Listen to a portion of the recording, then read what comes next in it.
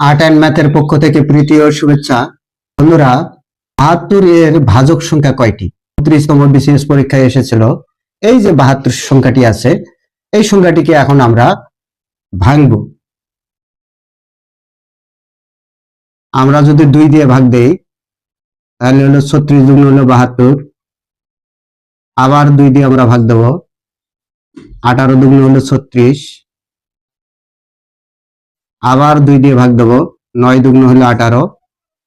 এখন যায় কত? ৩ দিয়ে যায়, ৩ তিরিকে হলো ৯। এখন আর ভাঙ্গা যাচ্ছে না। আমরা এই ৭২ সমান পালাম কত? এই হলো ২ গুণন ২ গুণন হলো ২ গুণন হলো ৩ কয়টি আছে? ৩টি আছে।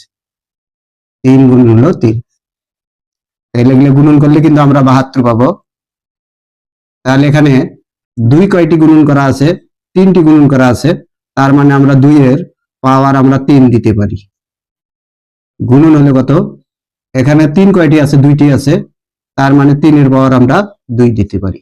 এখন প্রতিটি পাওয়ারের সাথে আমরা ১ যোগ করব। এখন আমরা পাওয়ার গুলো গুণন করব।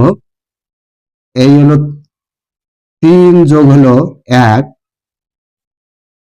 গুণন হলো কত? এই ২ যোগ হলো ১, এটা পাই কত? ৪। ৪ গুণন এখানে কত? ৩। তাহলে ৩ ৪ কত? ১২। তার মানে ৭২ এর ভাজক সংখ্যা কয়টি আছে? ১২টি আছে। তার মানে হলো রাইট অ্যান্সার খ নম্বর অপশন। ব্রেন ক্যালকুলেশন করে বুদ্ধি বাড়াও। ৩৬ এর ভাজক সংখ্যা কয়টি? প্রত্যেকেই কমেন্টে জানাও। ধন্যবাদ।